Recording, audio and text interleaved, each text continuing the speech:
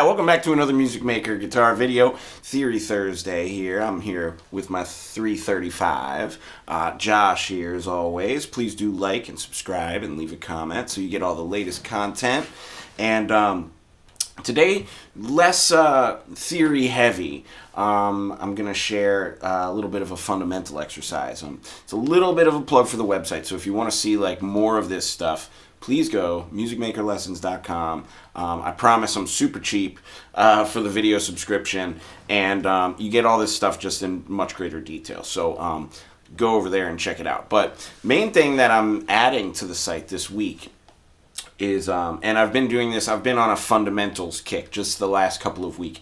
Because I did have some questions come through from some of my video students, like how do you get this clean of a sound, how do you do this, how do you do that. So mainly my answer to all of it is practice fundamentals. Like they're the most important thing, and it's funny because they're often the least musical thing that you can think to do, but it's also the number one, like for me in my tone at least, it's the number one factor.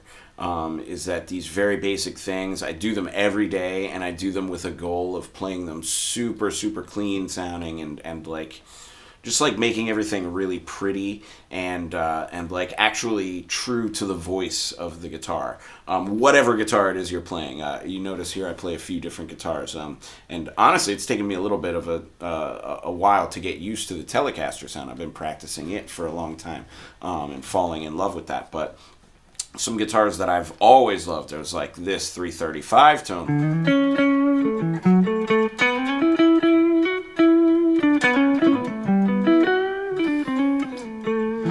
But the main point of that is that no matter what guitar you're playing, these fundamentals should be kind of like true and help you kind of stay consistent on every instrument. So the one that I'm adding this week is my fundamental counterpoint exercise. This one's a little bit tricky, but if you can just kind of imagine, it's only chromatic scales.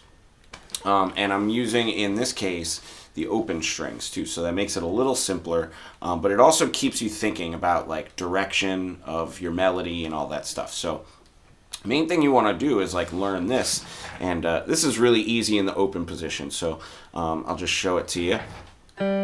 Open, so third string, starting there, and we're gonna just do 1 octave chromatic scale up. Okay, so it's gonna start on G, end on G. We don't need to move anywhere. So 0 on the 3rd string, 1 on the 3rd string, 2, and then 3. Then we move to the next string. 0, 1, 2, 3, 4. Should be able to get through those pretty easy. And then to get to G, it's just 0, 1, 2, 3 again.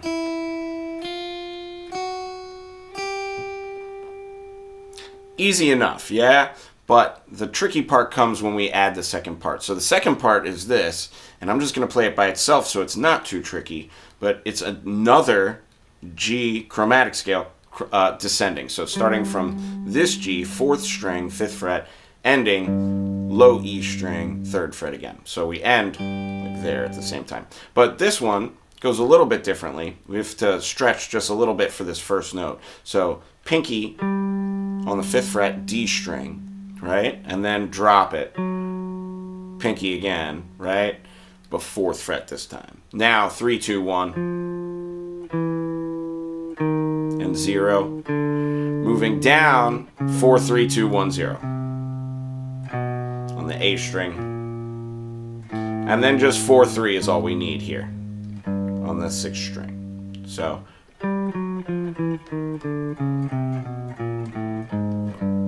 chromatic scale descending, chromatic scale ascending.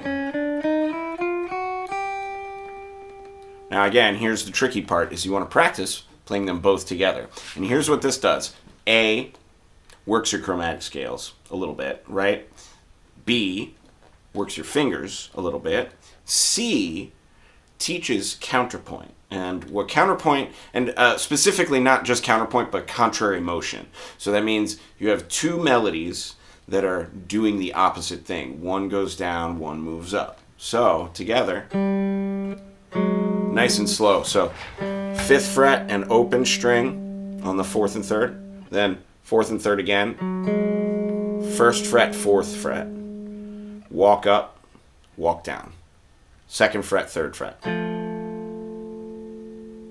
Then we'll switch them, walk up and walk down. Again, that walks down, that walks down, right? Then again, and actually you can do that open string on the B string, so fret 1 on D, open string on B, then open string on D, fret 1 on B, then continue moving downward and upward at the same time. 2 on B, 4 on A, 3 on B, 3 on A, 4 on B, 2 on A, continuing to move up, 0 on the E string, 1 on the A string, then switching those, 0 on the A string, 1 on the E string, and 2 on the E string, high E string, 4 on the low E string, then 3 on both E strings. And of course, anything you do forwards, you do backwards.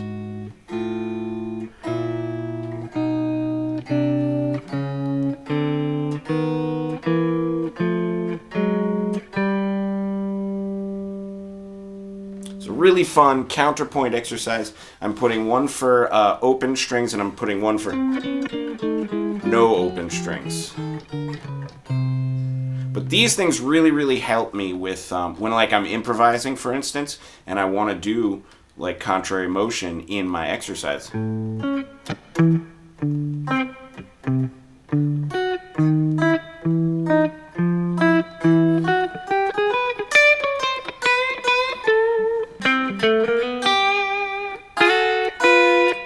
But anyway, you get the idea. Fundamental, and it's again, it helps you just move melody. Think of it a little bit more like a piano player might play.